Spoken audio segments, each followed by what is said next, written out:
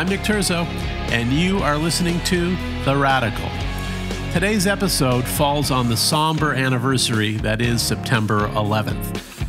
It's now been 20 long years, and I wanted to take this moment to dedicate this show to a friend, Matthew O'Mahony, who was killed that day while working at Cantor Fitzgerald in the North Tower. I used to call Matthew the mayor of Columbia County for all the joy and positivity he brought in organizing social gatherings at his country home. In my life for such a short period of time, he is still forever missed, but never forgotten. And this leads to my guest this week, who perhaps captured one of the most iconic images in history that fateful day. The photo of the second plane hitting the North Tower that made the unforgettable cover of Time magazine. We discussed the impact this event has had on his life, the trauma, and how it eventually drove him to capture the New York that he loved with his Boombox Project book. Photographer and artist Lyle Owerko joins me to discuss photography, being at the intersections of history, the boombox, and the future of the NFT art market. Coming up, my conversation with Lyle Owerko.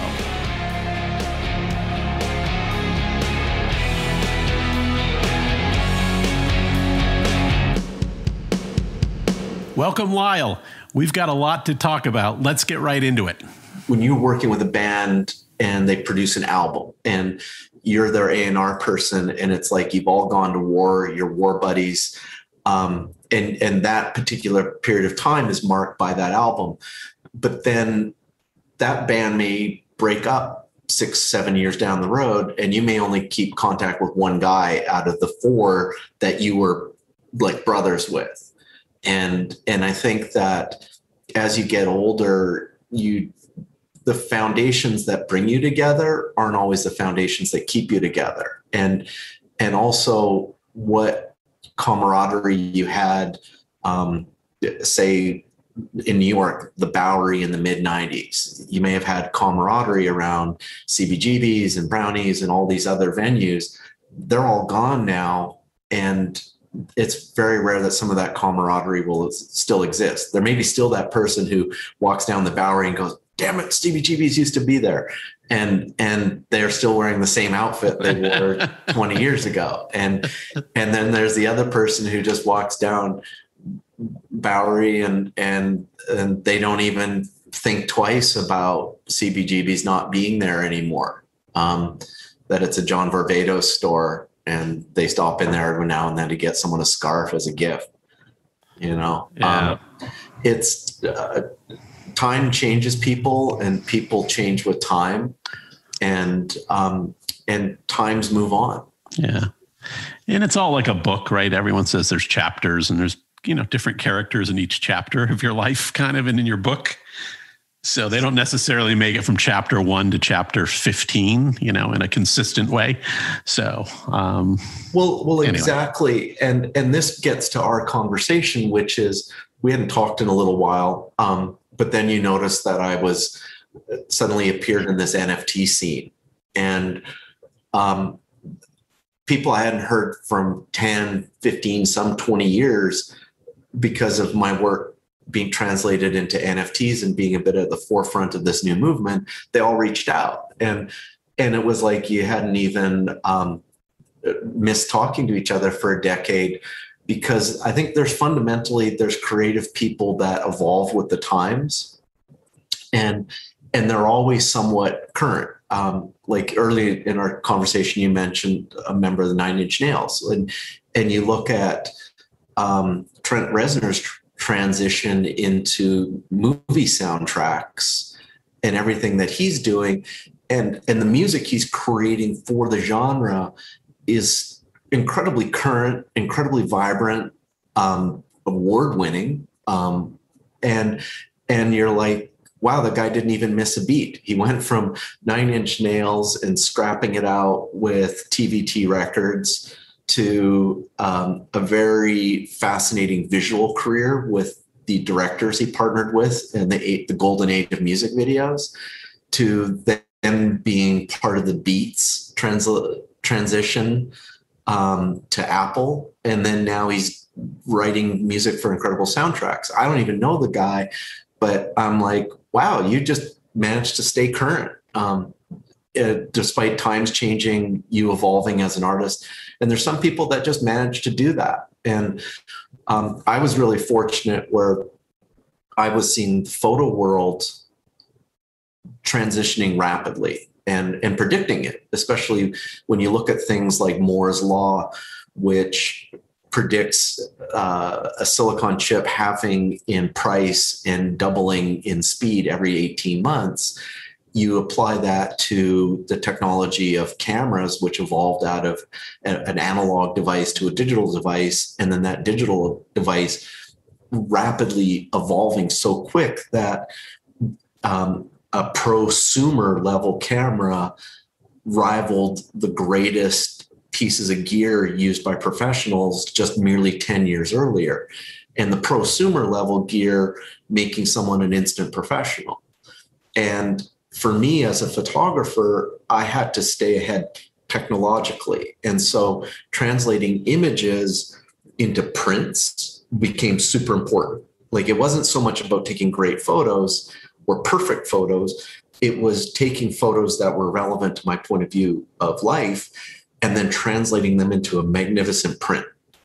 Because other people could have stuff look magnificent on a screen, but if he made a magnificent print, that was still where there was rarity, where there was value, where there was provenance, and then there was something special. And then suddenly this NFT thing came along, and that tapped into my legal brain, which was like, wow, copyright into perpetuity. Photographers can now assign a VIN number, like a vehicle, to a piece of creation, be it visual animation, be it a static JPEG image, to a conjunctive piece of animation with music. And you can assign a smart contract to that then disseminates the residuals that echo out of its passage into future history as an object of intrinsic value. And I was like, guy, I want on that train. And that's what led to you and I reconnecting to talk today.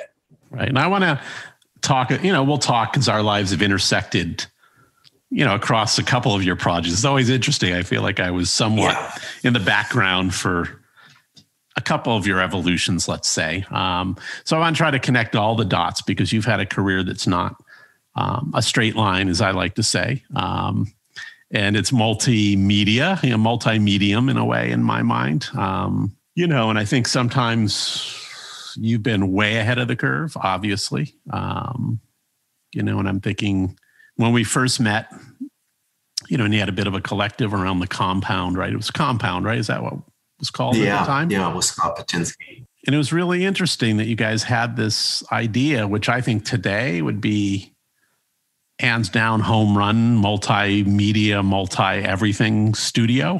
Mm-hmm. And this was in 1998, 97? Yeah, 97, I think, was when we met, right on it. And I think it was seeing the possibility. It was the early days of the internet, obviously. And at that time, your contact with the internet was primarily, especially if you were a student, you were in these early email ideas, and the internet being this really interesting pipeline out there. You were using dial-up modems. You're dealing with all of the static and squawk of that. Email at that time, I only knew it when you were working at a job. Like usually they had an inter-office messaging system, but that wasn't connected outside of the sphere of wherever you were at. So you probably remember this at record labels where you were dealing with instant messaging in that interior environment. And for me, I really loved the idea of music videos.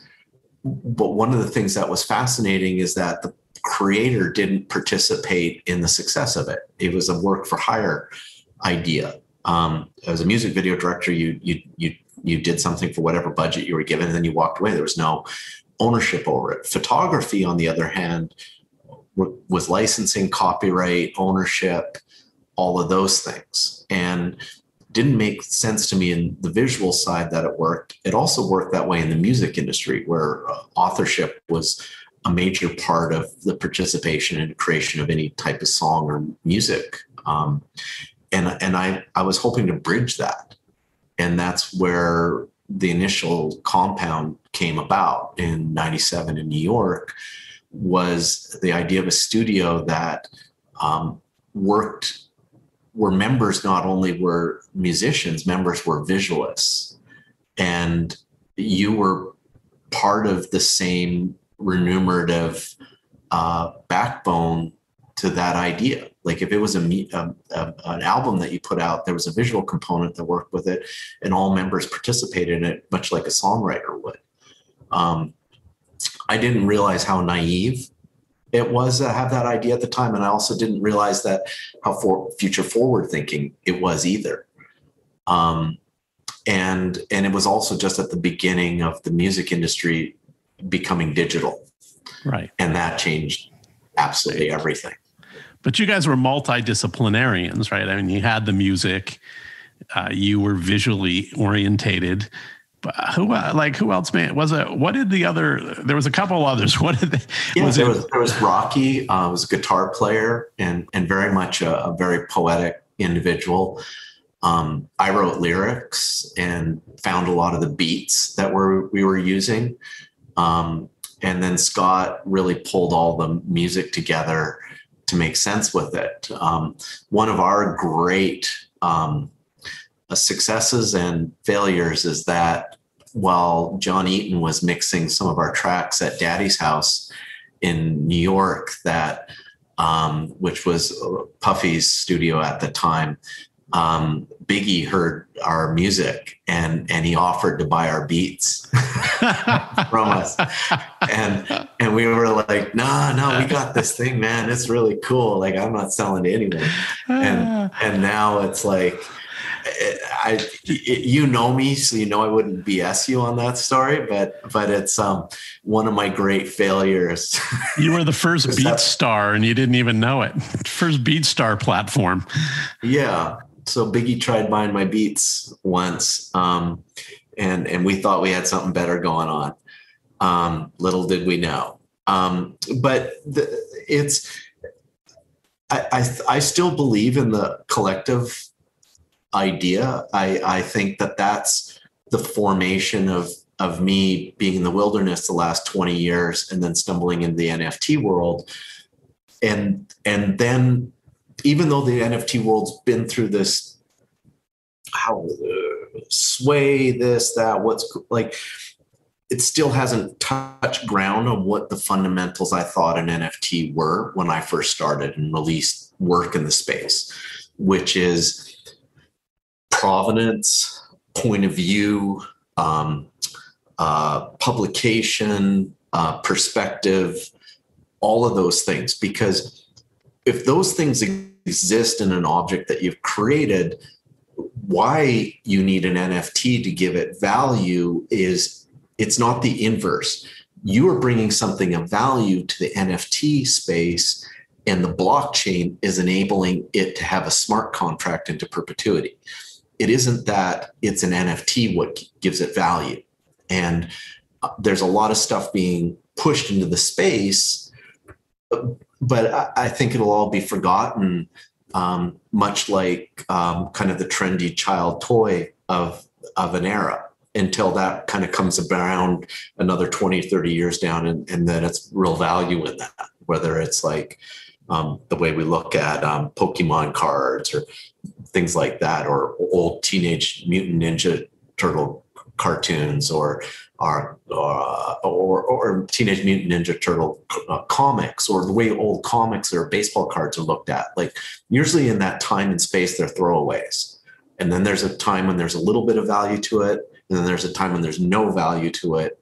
And then suddenly the cycle comes around and people are like, oh my God, there's only those many comics made of the, Superman. I got to have one, or Spider-Man, or whatever it is. And so the NFT space is having that moment right now where all this stuff is being thrown in the river, but we don't really know what's going to float down the river or rise back up to the surface. But I am still a big believer in what blockchain authenticating means.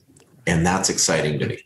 Right. See, my feeling is that it's, the NFT is the pet rock of the 21st century. Its underlying promise is not. And that's where people should be focused. You know what I mean? But unfortunately, it's gotten over its skis. And I just think the term has become so weirdly toxic in a way that it's the underlying values that are going to come to the fore in the next, 10 years, whether that's through the metaverse or however it's going to convey itself. Yeah, because I love someone like how, for instance, you can go on Carfax if you're looking to buy a vehicle and you can find out the whole history of it. When it had an accident, when it last had oil changed, if it had brakes changed, if it ever had anything of major mechanical work done to it, you understand it and you can see it super quick. And you can pay for $35 and have a Carfax report downloaded on a vehicle. And that to me is what the value in an NFT space is with a piece of creative art that maybe its home is purely digital or its home is both digital and offline, is that someone can go, wow, I found this thing by this guy, Lyle Owerko. It's really cool. And I just want to find out its history. I want to see its value. I want to understand what its value is. And very quickly, you can ascertain the value of it. It's not into turning everything into a stock certificate protocol. But you do want to know the journey of it, much like the way when I used to buy albums or even CDs was reading the liner notes is right. Like, oh, wow, that guy played drums on the track. Oh, that's cool. He's in this other band and wow, blah, blah, blah, put backing vocals on it. Wow, that's really cool. And that was some of the fun. And finding out like the album was recorded in 2 different cities at 3 different recording studios. And that gave you had a sense of inclusion in the creation of that piece of art that you were valuing. And that's what I hope is the true future for NFTs, is that isn't the value isn't in the NFT. The value is in the creation. The NFT is this beautiful sidecar, liner note, provenance, digital provenance certificate that gives the story of the object and its journey.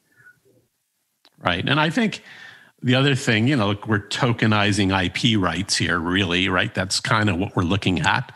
Let's get beyond the word NFT for a minute again. I'd like to keep getting beyond. And I think what you're doing is taking a network that was, and maybe in the sense of bands or stuff, where you're kind of top down, right? You're still talking kind of downward towards your fans, or what you produce for them goes down the chain, so to speak. But in a network, this is the first chance maybe for someone inside the network, unlike Facebook, to maybe become an owner and have a piece of equity as a fan. And I think that community around that and being able to tokenize that in a way, I think is really fascinating. Do you have any thoughts on that? Well, absolutely. Facebook is owning your time, and they sell your time to advertisers. So the time you spend in the space, your only value is the time you're spending in front of a screen. And you also don't own anything with Facebook. You've signed away all your IP to them to be repurposed. You've signed away your browsing time, your interests, all of that you've signed away to an entity to be able to sell that. And this provenance space, this digital asset space, this blockchain enabled space allows both participation of both audience and creator. And that's fascinating. It's that's what I love about it and I look forward to smart contracts getting smarter, where I can have an audience of a small group of people, and I would love to be able to say, for instance, my Boombox series.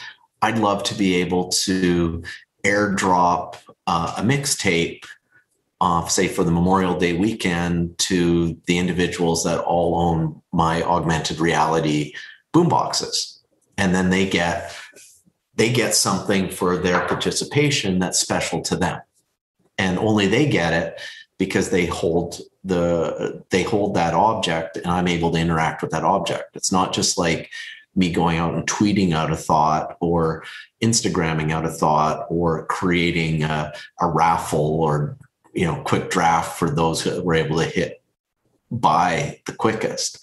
You're actually building a strong audience and membership base to your artwork ideas, whatever they are, as a musician, visual person, animator, JPEG creator, GIF,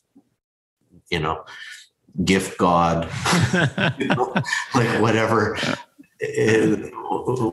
whoever and however someone's doing something in this space, as long as it's able to be digitized, they're able to create an audience for it. Yeah, I listened to an interview with Raoul Paul, who's kind of I don't know what you call him, kind of a futurist in the space and an investor. And, he's kind of seen what's going on, at least in like everything in its infancy isn't perfection, right? So, but he's kind of seen that most people have been using this as like a cash grab instead of its intended purpose, which is building a network around that and a community of your fans. And he thinks anyone can do that, from an artist to a media company, even, Disney could do it, right? Mm-hmm. So he thinks in the current, though, people are kind of just, I don't know, just being really clumsy with it and a little greedy with it. Well, right now, like when I was one of the first artists to launch on Nifty Gateway. On the very first day, they launched Nifty Gateway, which they call Nifty Gateway 2.0. So we'll consider it 1.0 for me, because it was my participation in the Winklevoss version of Nifty Gateway, and Tyler and Cameron really saw something special there, and they worked with Duncan and Griffin to buy their company and bring new people like me to the platform and introduce us to this idea of blockchain enabled creative art. And on my very first drop, you could buy one of my pieces for $20. And I really liked that. Like I was like, wow, someone can just buy something of mine for $20 and they can hold on to it and do whatever they want with it. But I like that they gave this real democratic entry point. And then we did another drop, though you could get a random piece for $60, and those all sold out super quick. And I was like, this is fun. Like now I get to have all these little sidecar ideas that I had to my main projects. I could drop singles for my main album practice. Like I could drop remixes of my main art practice. And it was a way, and rather than putting it on Facebook or Instagram, I actually could sell them. So versus me just putting out a video on Instagram and people, putting 200, 300, 400 likes on it. And then it dies within 24 hours and people move on. This was something really sophisticated in its higher level sense of self as participation, art of reasonable entry and very inclusive and very democratic. And so I love that idea. And then very quickly tremendous amounts of ether moved into the space as the buying element, de facto buying element, and then the value of that scaled massively. And so I did some really nice PR in the first 3-4 months of participating in the space, talking to whether it was CoinDesk or Fortune magazine or Bloomberg, etc.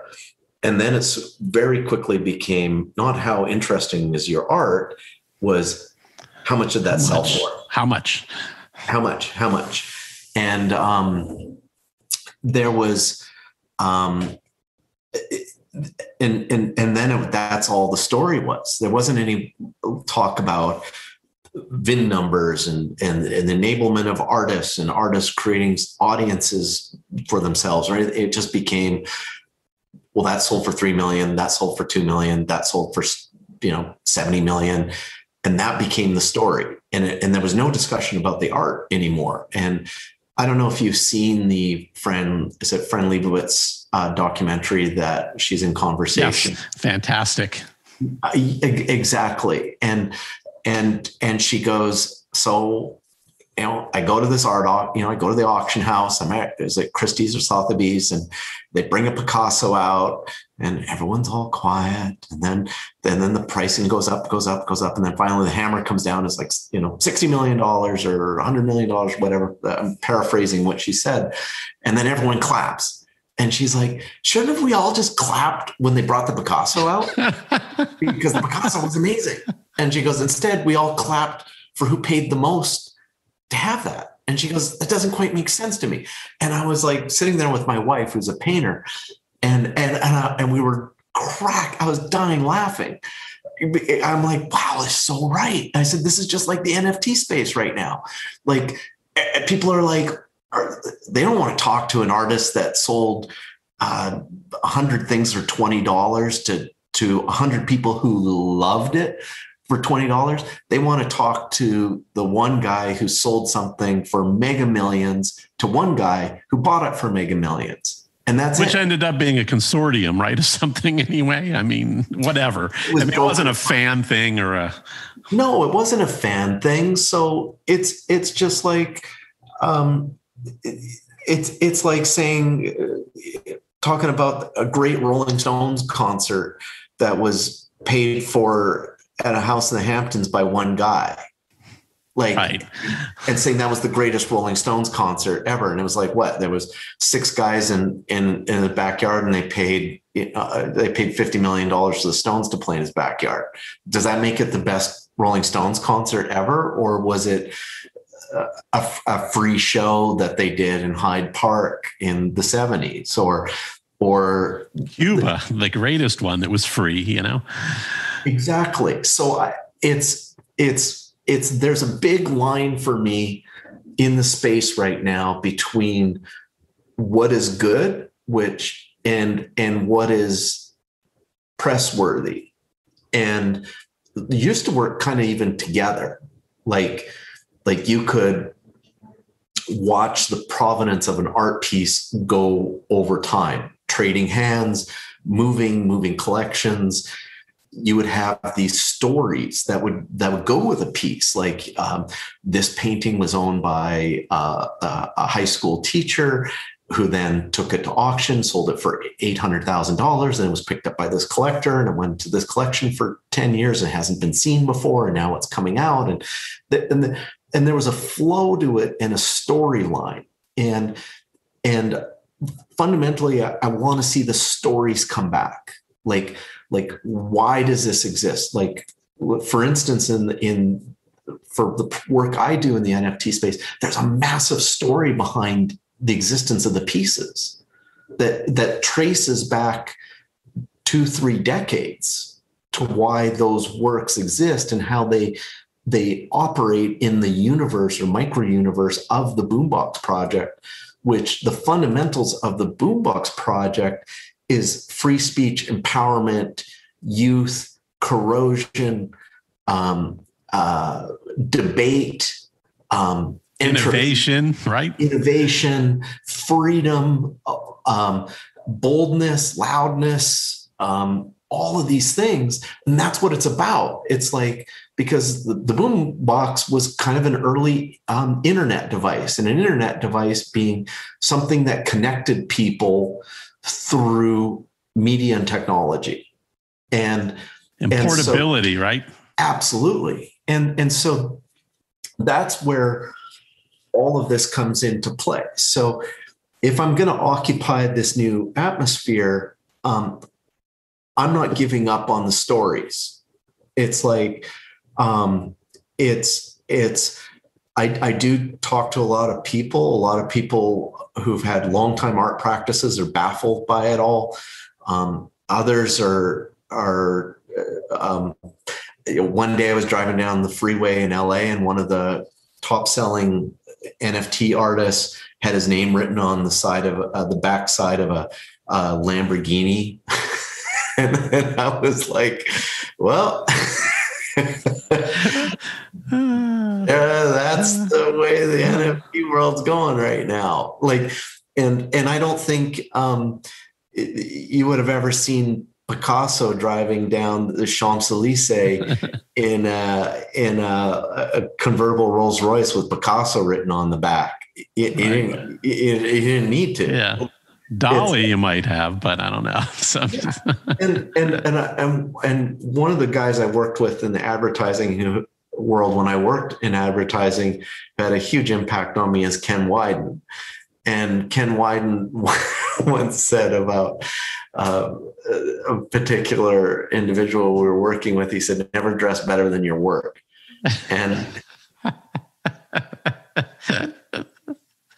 and Ken was full of aphorisms like that you could talk. I could write a book just based on the things he said to me over the course of the decade or so that we worked together. But there's a lot of truth in it. And it's like, they'll say that in the music industry, never dress better than the music you create.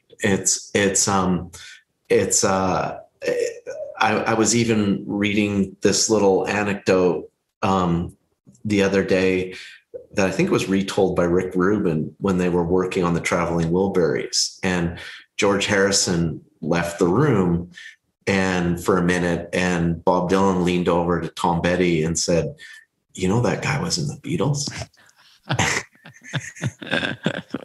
and it's fun because there's a bit of self-effacement in that. There's even self-deprecation. And then there's even just a little bit of fandom. And at the end of the day, it's Bob Dylan, but he's applauding that the other guy did something magnificent. And he's just happy to be in the room with them.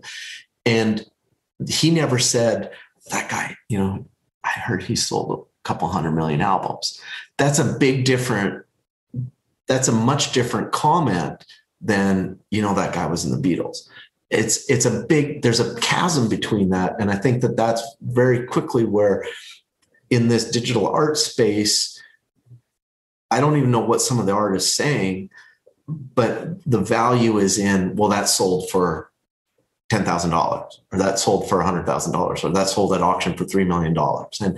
And it's like, okay, but I've never read anything about why that was important, right? Or what value that brought beyond the commercial exchange for it. And I'm all for people making money. I think it's great, but I still want to know what the story is. Right. It's like going to a movie and just sitting in a room listening to the sound of a projector. Listen, I agree with you. Listen, I want to go, you know, speaking of things that have sold, I do want to go back and talk about the provenance of the Boombox Project, because I think it was a remarkable accomplishment. But before I do that, you know, while you kind of touched on how the traditional art world's trying to get their head around this, you know, I know you've said you've spoken to some gallerists that are concerned or freaking out, and what is the temperature of that like with the traditional folks? Like, what's going on digitally? I just think it's been a massive eruption. It's been a massive disruptor. That's all amazing. I think we both know from the early days of Napster, it was a disruptor, but it didn't make music go away. And it changed the way music was done and handled. And consumed. And consumed, especially. And I remember showing a friend of mine iTunes for the first time, and both our minds were blown. Like, what? I don't need this 50 CD changer in my office where you spend all this time programming the names of the CDs into your changer so you can then go like this. It was like, now I can just listen to this giant universe of shuffle. And I still like iTunes 1.0. I still think the first MP3 player that Apple put out was probably its best. I just loved having the music in an inert object that played my 1,000 of my favorite songs. I still wish it could have had playlists, but I didn't need much more than that. I didn't need an internet enabled device. I did not need my playlists to be trapped on a server, then streamed to me. That was all ancillary. I just liked having this little brick that played a whole bunch of my favorite songs, and I could have them around with me wherever I went. And because I spent a lot of time on airplanes, so I just liked listening to my music on an airplane and reading, and within all of this change and this mulch that's been created, as we said, with Napster, didn't make music go away. It just simply changed the way we consumed it.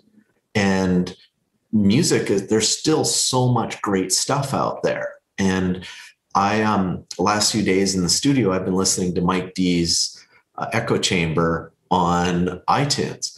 And man, that's like sitting in the living room with a really good friend. And he's just dropping this, like, all these different types of genres of music, from Turkish psychedelic to Brazilian bossa nova and old bossa nova, new bossa nova, like, and then old hip hop classics and new hip hop classics, because he's like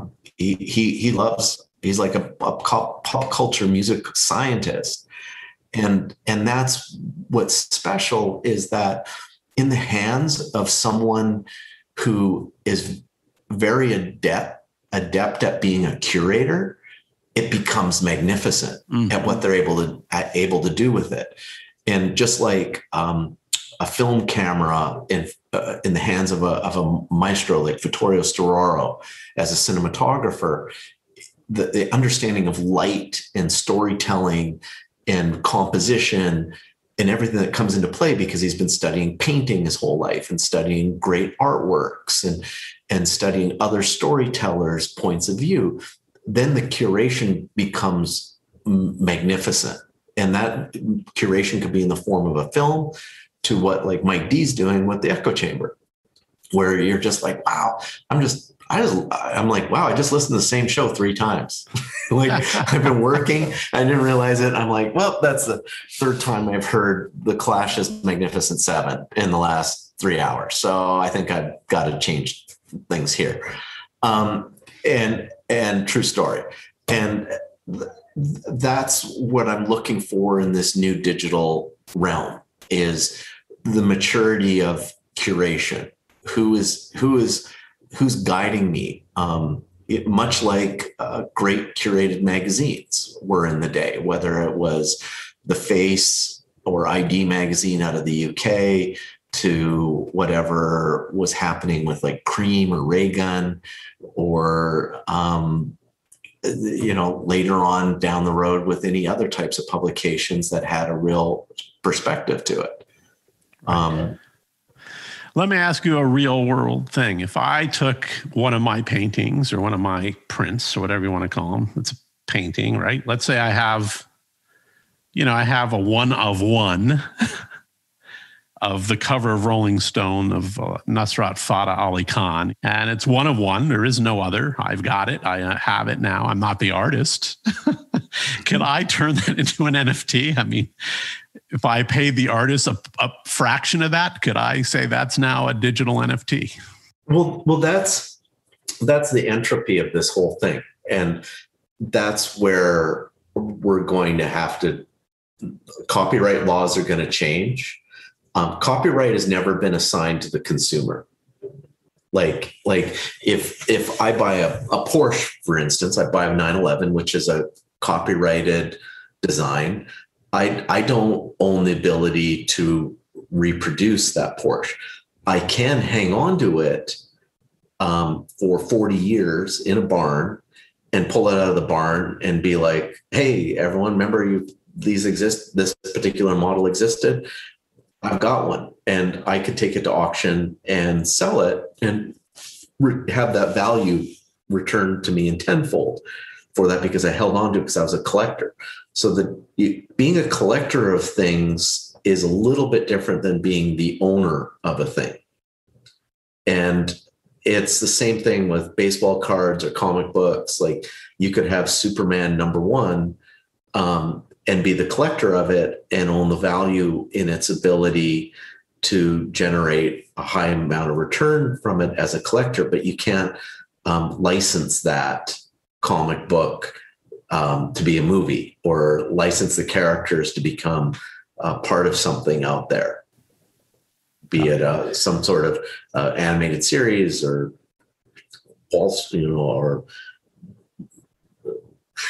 like Broadway play, or you name it. But with art, it's so much simpler, though. That's what I'm saying. So I could just go out there right now with my iPhone, take a digital picture, and say, hey, maybe I'll run this through some filters or something, make it a little less obvious what I'm doing, and I'm going to sell it as an NFT.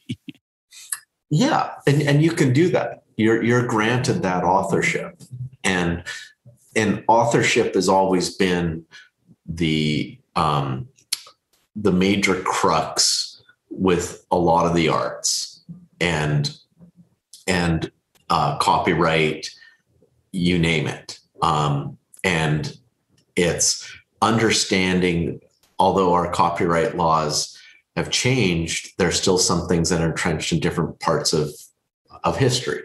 And if you remember when sampling first hit, and there was all those like, hey, the Boogie Down Productions' first album, and sampling AC/DC.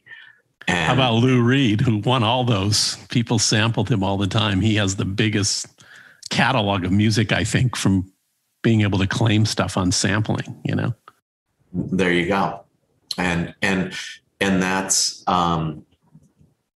because, and that's where it gets on. Where is the value? Is the value in the recreation, or is the value of the original creation that people are riding upon to give value to their new creation? And it got quickly all figured out with the music industry is they weren't going to allow hit songs piggybacking on former hits. Right.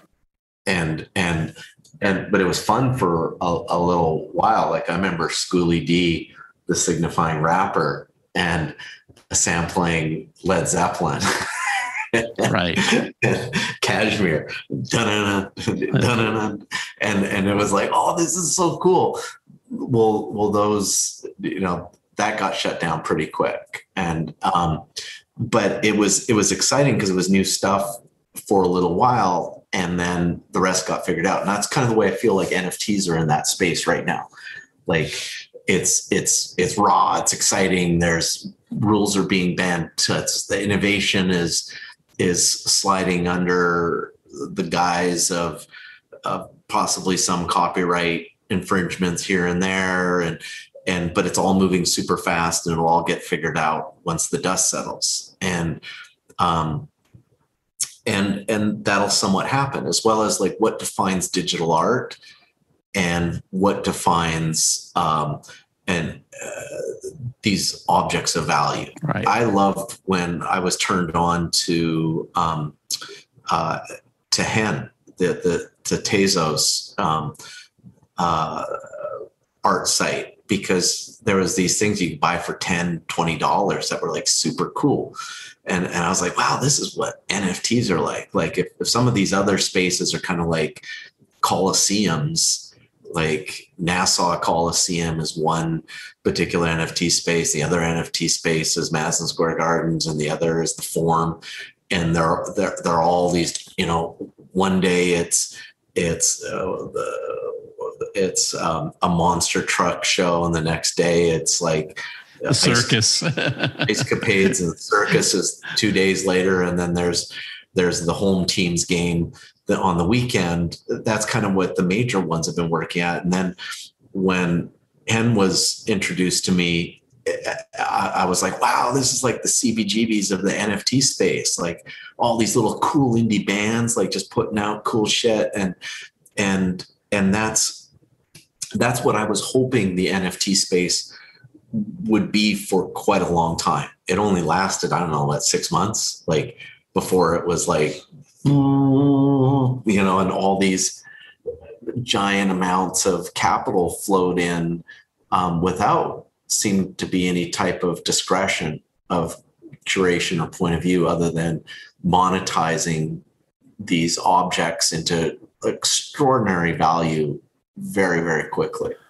Well, the issue is I think it's everyone's looking for non-correlated assets. And unfortunately, NFTs are correlated to what's going on in the crypto market space right now. And it's not going so well right now. You know what I mean? So there's a cooling off period, I think, even that way.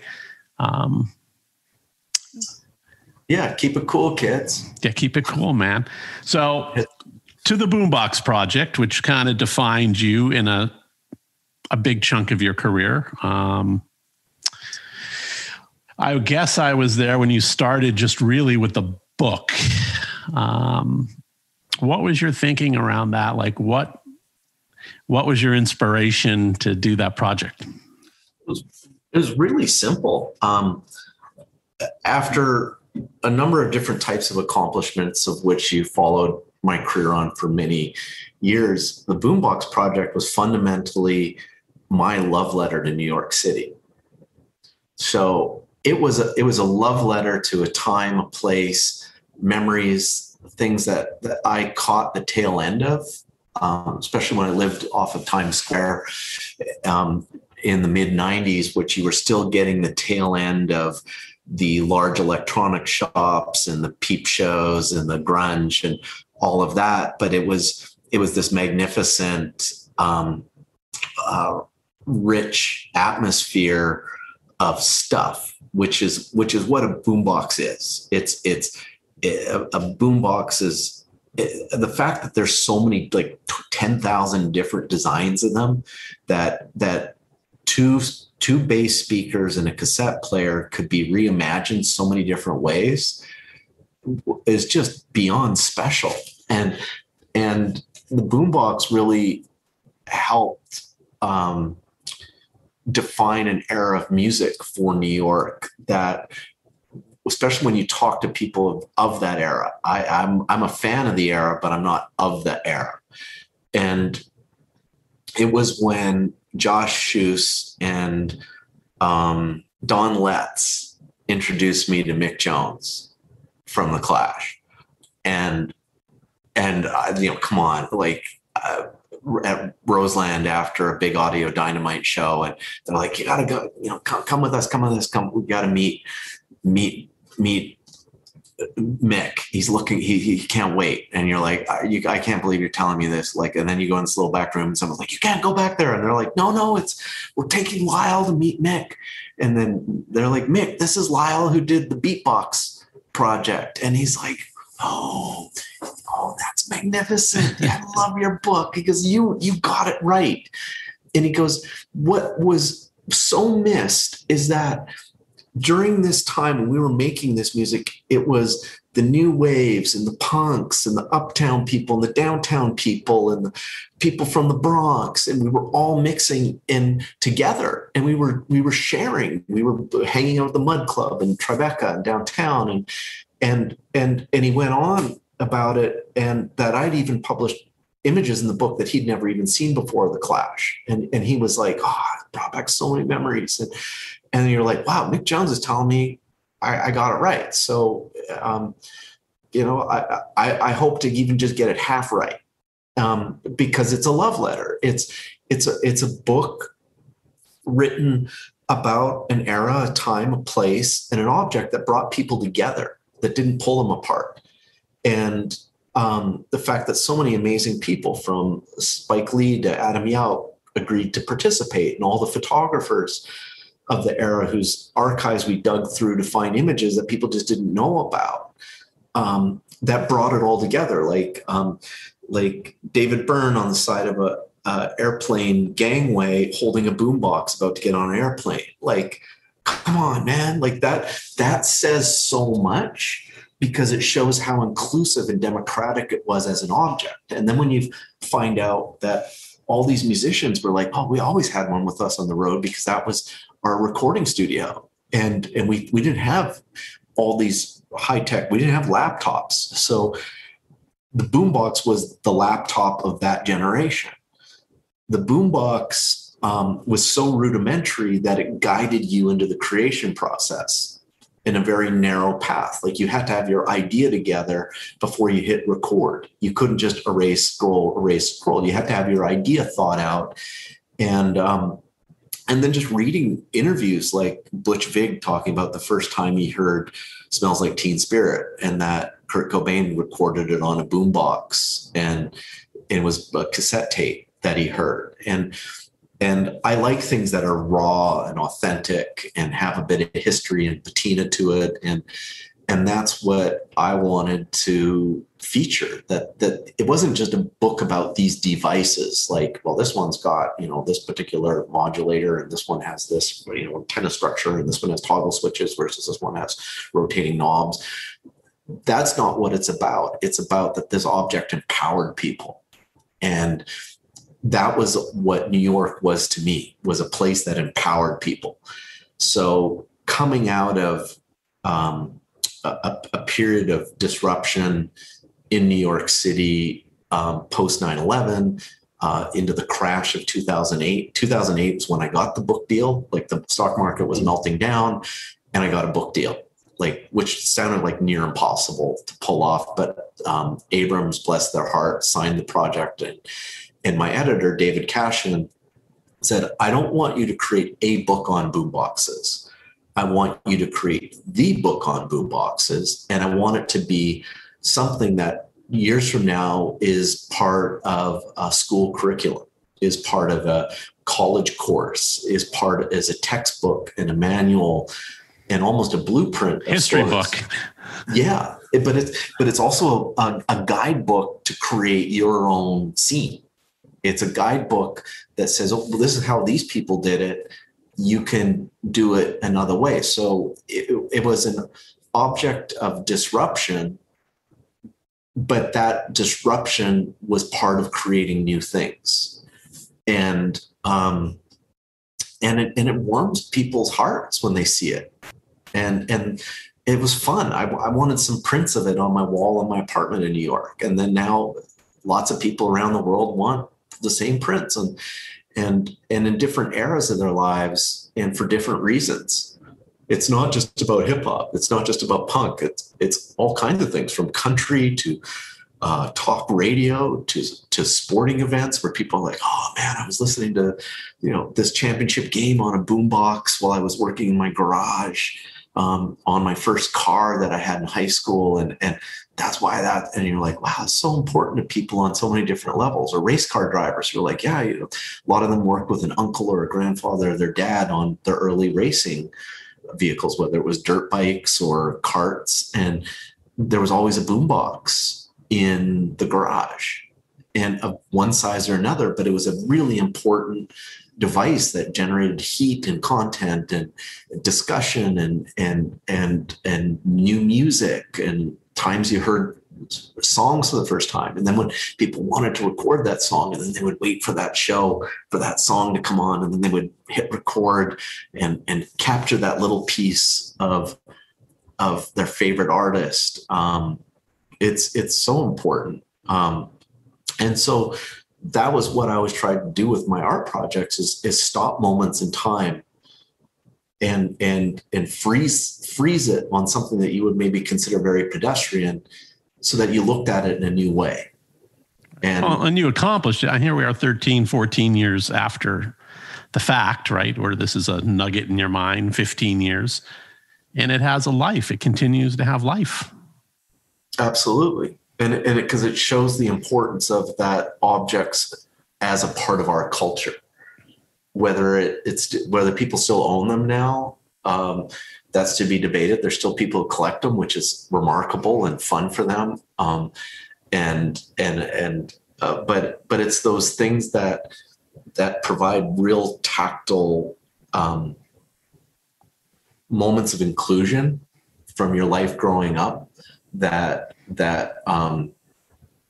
you just get excited about and you want to hold on to. And it's been a way for people to keep that flame alive. Right. Well, you know that cassette tapes are coming back.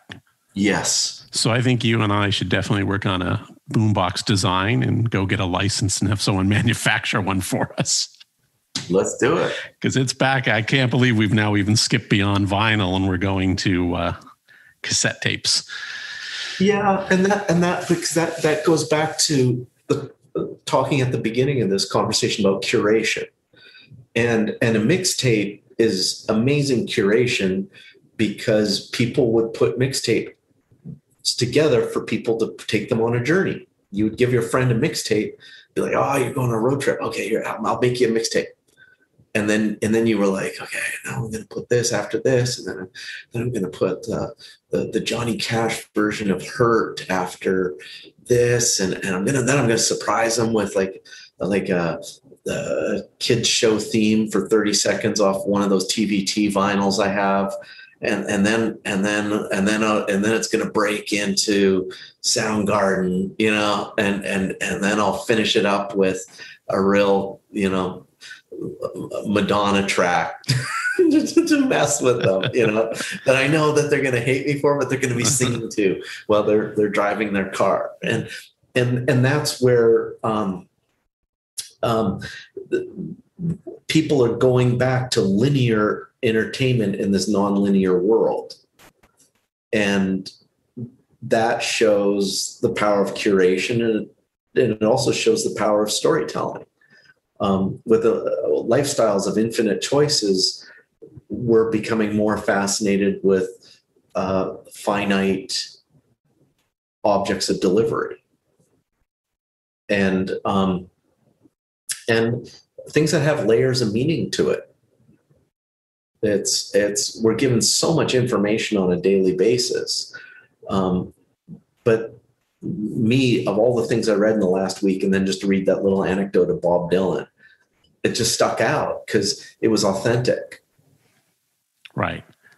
It's fascinating. So, and look, we're getting long in time here, but I do, what I find look, I'm a little in awe of your career because for some reason you always kind of seem to be at a crossroads or an intersection where something's happening. I feel like you're a muse to some people, whether you go and work with, Jeffrey Sachs, or whether for some reason randomly, fantastic Negrito and you meet in Oakland, or you have all these touch points in culture. And it's fascinating. You're like Franklin's like a lightning rod for culture. This one, I want to get to is like, this is just a little bit more somber, but I do want to, we're at the 20th anniversary of 9/11. And that day you captured, maybe every time I see it, the most gut punching image I've ever seen in my life. And it happens every time I look at it. And having lost a friend in that North Tower that day, Matthew, I just want to talk a little bit about that day, what your visceral experiences are, what it feels like 20 years later, as opposed to whatever adrenaline you were running on that very day. And of course, I'm talking about the cover of Time magazine with the planes hitting the towers. Thanks for all the forethought you've given this. And 9/11 is like 20 years of experience coming into a 3-hour quadrant of time. 9/11 is not just the click of a shutter. 9/11 is reading thousands of novels as a kid. It's studying history. It's many years ago, a painter I'm friends with said that artists have high antennas. They're always gathering in our society. Your antennas are always gathering, and you can sometimes even find artists who they can be 3 parts of the world at the same time, but they're all using the same color all of a sudden. And it's like, oh, I feel like, lime green today. And then you call up your friend, and you're like, well, what's your do? Show me what you're up to. It's like, I've been painting with lime green today. And you're like, why are we all painting lime green all of a sudden? And artists do move like a flock of birds at times. They migrate, they stop, they make nests, out of what is available, they move on. They choose, some pair forever, some choose new mates, but they're always in motion. And for me as a creative person, I was always a student of history. And I think when you allow the world to be bigger than just your small pedantic self, you tap into the greater part of the river that's carrying us all forward. And 9/11 was a feeling inside of me long before I took the picture. It was consciousness. It was maybe a little bit of enlightenment at times, but it was certainly unfounded grief for things that I maybe had never participated in, but that I felt as part of being a contributor to society. And I was in Africa just a short few days before 9/11. I flew back for a particular reason to do an assignment and left all my camera gear still in my bag at the front door of my apartment in Tribeca, and was up early and heard the first plane crash, what sounded like an airplane losing an engine and coming out of Newark Airport and careening into a row of brownstones in Tribeca. That's what I thought. But I raced down and grabbed my gear, and I went on assignment, not knowing the script at all. No one did. But once things started to unwind, and then I saw the second plane, then I really knew history was coming in a manner that very few people get a chance to witness firsthand. Much like the sailors on board of the deck of a boat in Pearl Harbor, at a very crucial part of history, to someone watching the Hindenburg catch fire, to firebombing of Dresden, to even tidal waves in our modern times in a resort. And I knew I was in a place of crossroads of change that was very rapidly happening. And when I saw the second plane, I knew what had gone from an accident was deliberate. And that's when I switched into full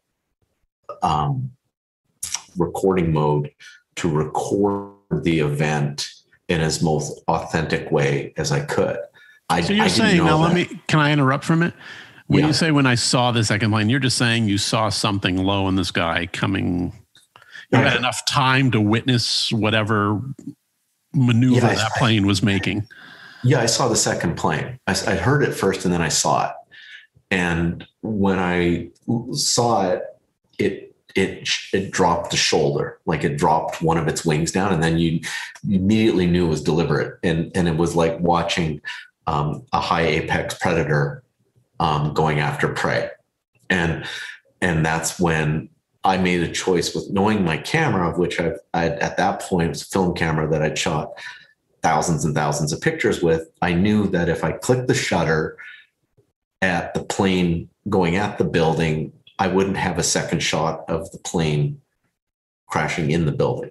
So I waited a beat to see what would happen. And then it hit and there was nothing happened for a second. And then that's when I composed this. I had this shot composed and waited, clicked the shutter, clicked more, then realized that the airplane parts were falling that the things that I was looking at in the viewfinder weren't dropping away. They were actually coming direct. And how close were you at that point? Was that just outside of your apartment, or did you go further south at that point? Oh no, I was at the corner of the World Trade Center complex. I was a corner of Vesey and Church. So I was right under the complex, and so it occurred right above me. And I smelled the heat. I felt the heat. I smelt it. I still can smell it. I can still kind of conjure up that memory of the heat wave that hit, the blast, the sound. Because fundamentally, this is an airline jet at full throttle, going from a fully assembled object to a massively disassembled object in the span of half a block into the side of a building. So I've never even seen any piece of media that even comes close to replicating the sound that made. Nothing I've watched, nothing I've seen, nothing replicates the sound that made. And it doesn't even come close to capturing it because it's so beyond, because it's not only is it sound, it's concussive. Like it push, the push of air and that came with that is something that I can drift into and drift out of my memory bank. And I'm fortunate I have a picture that represents my experience. There's other people who have no pictures, but they were there as well. And you can look at them, people can look at them and try to search for meaning in their face, but they can't explain it. I have at least a little symbol, like a little piece of something that I can say, this is my explanation of what I saw that day. This is my little moment, private moment that now matters much to a lot of people. And as 20 years has gone on, there's very little peer to that particular image. The image has a lot of meaning to many different people in many different ways. It's both news, it's history, but strangely, it's still a very private moment for me. I was taking a picture of a good friend, meaning the World Trade Center when you lived in downtown New York. Those were good friends. Those foggy days, the tops were missing. They were always there, big, stoic, towers of modernist brutalism, like citadels of both commerce and ingenuity and hubris, which is New York City. And they were spectacular. They were your friends. And then watching my friend be hurt like that, and then watching my friend collapse, capturing that, it's still mind-boggling that I still don't even fully grasp that I was there. Right. Like, because it's such a private event. I wasn't there with a group of friends. I wasn't there to watch a surf contest, like in in Spain or Portugal, where they're having a big wave contest, or in Waimea, in Hawaii, where you've actively said, I'm going to go there to watch something spectacular. I didn't choose to go someplace to watch something spectacular. I went there out of honesty and curiosity. But people still will say, well, were you watching it on TV? And then you just no, like I heard it out my apartment window, and I ran. I just happened to have really highly skilled equipment at my fingertips because I'd flown back from Africa and I was too lazy to unpack my camera bag. And I had film and great gear that would be stuff that you wouldn't normally carry with you. It's a very, very important image because it imbues awe, it imbues sense of mortality, it imbues sense of fear, it imbues sense of discussion, it imbues debate, it imbues boldness, it brings some people to tears. It's still beyond cognition. Like, it's still 20 years later, that picture, you still can't go, oh yeah, I figured it out now. Like you can't go, I can't. And the last 2-3 years, there was a guy that paired cameras with well-known images, and he kind of disseminated it down to about 10 images, and it circulated around the internet a lot through some of these popular blogs. And they would usually have like the moon rise shot by astronauts. They would have the monk on fire in Vietnam. Tiananmen Square, where the guy's in front of the tank. Square. They would have Afghan Girl by Steve McCurry. And then this 9/11 image, and you go through it in its history. Like, I remember one day I had a subscription to Time magazine, and it was a few years after the event, subscription to Time, and I got it, and I was going through my mail. I decided to start this, and it had, I think, 80 years of Time magazine, and they had 5 pictures in the layout, and it was Neil Armstrong on the moon.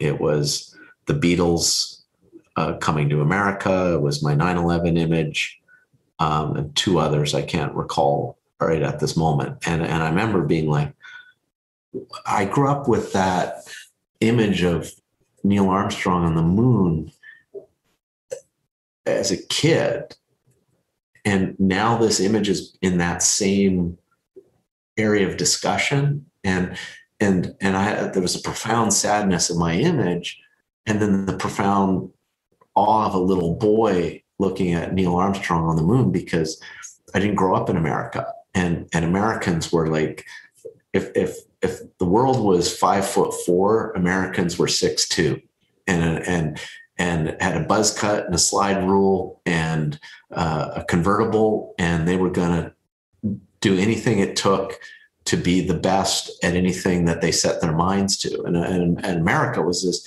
massively fascinating, fast-moving, innovative society. And there it is, Neil Armstrong on the moon, American, planting an American flag. And then next to it's this image of 9/11. And I always sought to do that type, like to be the photographer that was showing those kind of Neil Armstrong moments, the moments of hope, the moments of success, belief, grace, beauty, and finality in a way where that was meant as achievement. And then I end up taking an image that is America at one of its most vulnerable moments. But I think at its worst, right? Yeah. But I think my camera lens was a compassionate camera lens, and it's always been. And that compassionate sense was watching my friend get hurt, meaning the World Trade Center. Those were like the 2 big, beautiful trees in my backyard, and I loved them. And I remember always, you come out of your house, you come out of your apartment and onto the street on Broadway, and you'd look to the towers immediately to know what the weather was like. And that was a really special part of New York, the speed of New York. And of course, 9/11 happened in New York, because New York is the most American of all cities. And in so many ways, the most like the most fascinating, fast-moving, spectacular, bigger than life place. And so I have so many feelings wrapped up in that image, but my driving belief in it was just to focus on the grace that we lost something that day, and I was able to capture it in a way that preserved the magnitude of it. Like that's still what gets people, still what gets me. It's what gets you, even as we're talking in this conversation, is still trying to grasp the magnitude of it, because it's still beyond comprehension. Right. And having known you, and like, look, that's a weird thing when you come from Africa, right? You're in nature, you're shooting nature. Maybe the only violence or destruction you've ever seen is an animal to another animal, let's say, right? You're not out there shooting, war journalism in Afghanistan or Iraq. No. So you're on the scene of really a war, that much violence, really. What happens like you take a shot, what happens after? I mean, are you traumatized? Did you stop shooting? Did you, for your own safety, have to get out of there immediately? What happened after the shot? I kept shooting. I actually didn't sleep. That happened Tuesday morning, and I didn't sleep till Friday night. I kept shooting and doing what I can and getting film into the news agent, and it going off to other publications and all of that stuff. But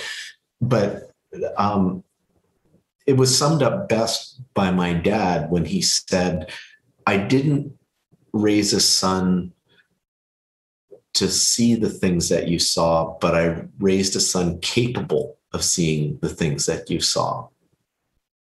And there's a differentiation in that is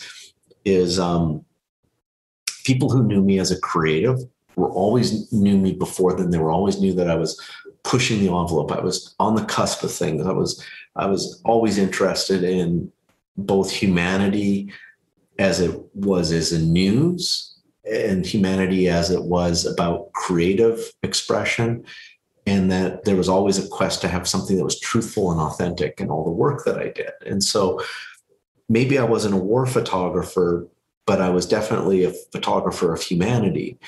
And I had made a choice with the type of gear I was using at that time in my life to take the definition of the imagery I was shooting to a higher level. So I was shooting a medium format camera. So that's why that image is so high def.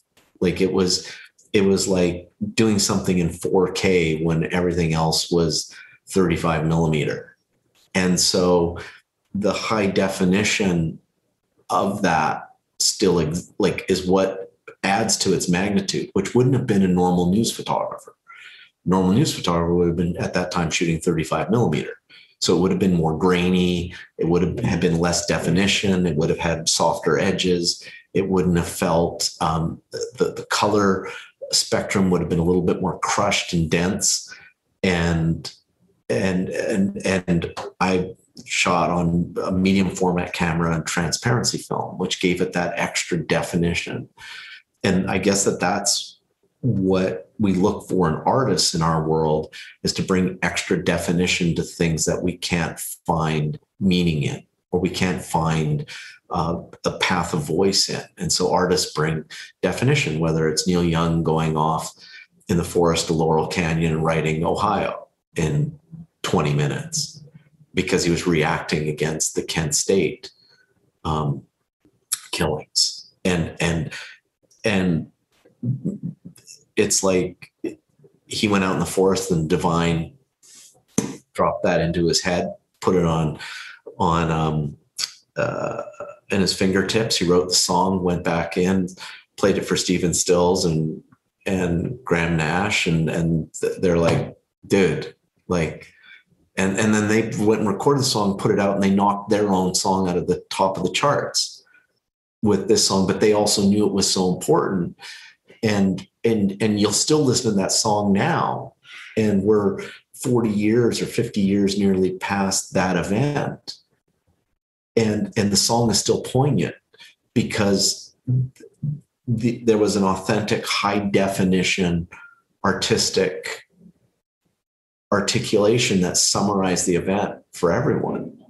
And that's, I think maybe I wasn't a war photographer, but I was an authentic chronicler of the human condition. So I was put in that position, that place, that time.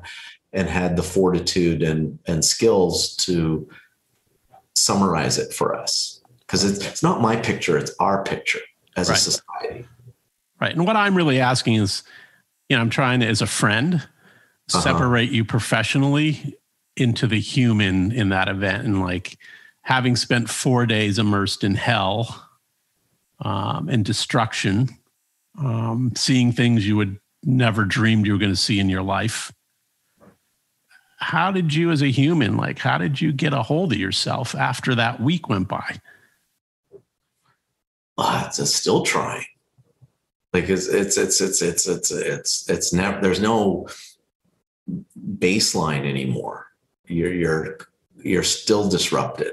Like every once in a while, there's last year, for some reason, for 3 weeks before July 8th or July 4th, people decided to set off fireworks every night in LA for weeks. And it was starting to really grate on my nerves. Just every night, fireworks. You're like, why? There's the July 4th celebration. I get it. But 3 weeks before, every night, all night, fireworks. Things like that, just start to divide that part inside yourself from your feelings, from calmness, from reality, and you just it sets you off. I know that maybe for a while in my life I had a temper. I don't think I have that as much anymore. It's taken time and maturity and growth to reach those places. But you also find times in your life where it's like, hey man, nothing else is a big deal. I'm like today, I'm in LA, the sky's clear and blue. I drove before our talk. I had to go to a meeting with a fabricator in Mount Vernon, and my GPS took me through downtown LA. And I was just enjoying the ride. Old warehouses, big commercial trucks, Skid Row. Then suddenly you're driving through a nice shopping district. Then boom, you're on another road, and you're like, hey, I'm in LA. It's a beautiful day. Nothing's bad. There's no traffic's going to set me off. And maybe that's another thing. Maybe for the first few years after 9/11, I kept moving. I remember one person being like, man, no one's flying anywhere. And you're like on an airplane every 3 days, it seems. I was taking assignments in Japan. And I was off to Europe, and any different thing that I could take, I took. And maybe that was a way of coping for a long time was that just stay in motion, stay ahead of feeling anything, always be jet lagged, so that you just pass out. You wouldn't have to think. And then you get into a new culture and you got your adrenaline going, right? Because it's a new culture and, there's change and newness.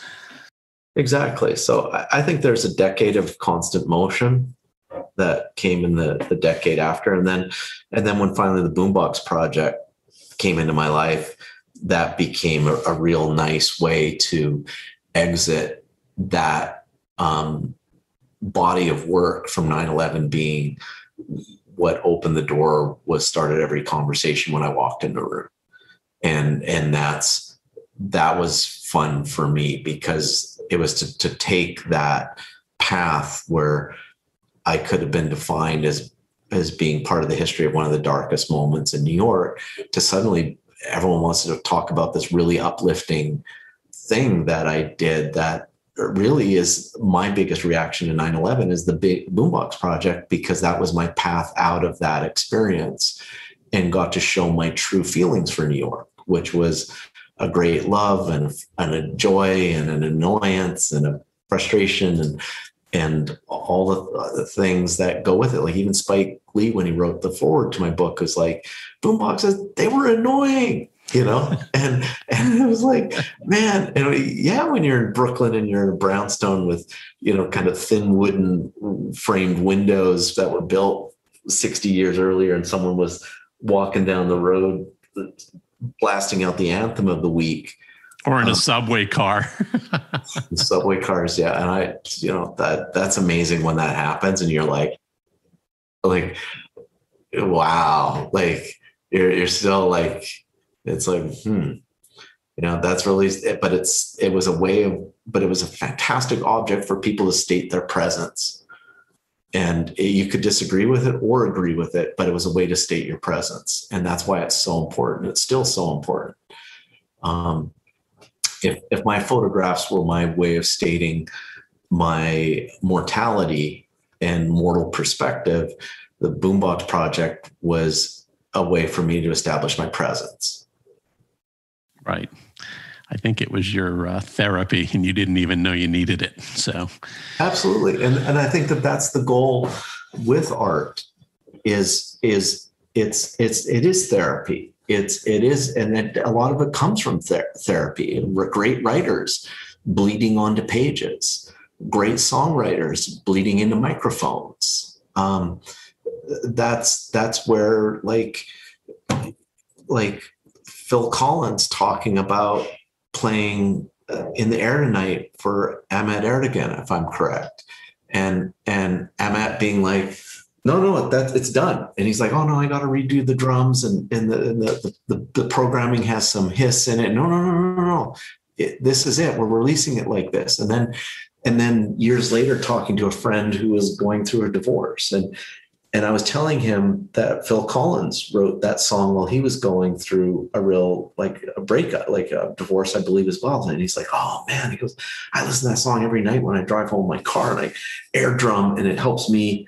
And I was like, yeah, because Phil was like, had that same frustration. And he was like, oh man, I didn't know that. And that's like what I'm talking about. We're early hip hop writing about feelings in the city in the exact same way that James Brown wrote about feelings of cities and cultures. And I remember the first time I was in a session with Alicia Keys and Swizz Beatz, and I think maybe even Pharrell was in the room, and I played Down and Out in New York City for Swizz, and he'd never heard it by James Brown. And he was like, how did I miss this song? And how did I miss this? And it's like, hey, it meant something different to me. It was an anthem for me for many years. And I guess you find those songs when you're ready for them. And I always loved, because this goes back to curation, I always loved those times when I'd be with Swizz where I played those guys' songs, because I was I had different cultural markers in me. I had different songs in me. I had different music I was listening to. But it was always fun because you were curating for your friends and you were inspiring each other. And much like you've done as an A&R person over the course of your career. And that's where Boombox Project was this opportunity for me to curate what I liked about New York City and what I came to New York City for. And it wasn't for the boomboxes, it was for the authentic experience. And I got to live that authentic experience in many, many ways, which I feel incredibly fortunate for, because I got to be there and participate and contribute and make mark. Well, I'm fortunate to call you a friend, and I'm fortunate that you spent time with me today and did this with me today. So I can't thank you enough for your time, your friendship, everything. So, and thank you for doing this. And I think we're going to have to do a part 2 at some point. So, because I have more questions we didn't get to. So, but thank you so much, Lyle. I really appreciate it. Thanks, Nick. This was fun. I hope to see you soon. Yes, I miss you. Thank you for listening. This show originates from the podcast capital, Austin, Texas. My producer is Sean O'Neill. Visit theradicalpot.com for updates and even some merchandise. Also, please subscribe at Apple, Spotify, Stitcher, or wherever you listen to your podcasts. And I also ask that you please share episodes with your friends so we can continue to grow our community. See you all again next Friday.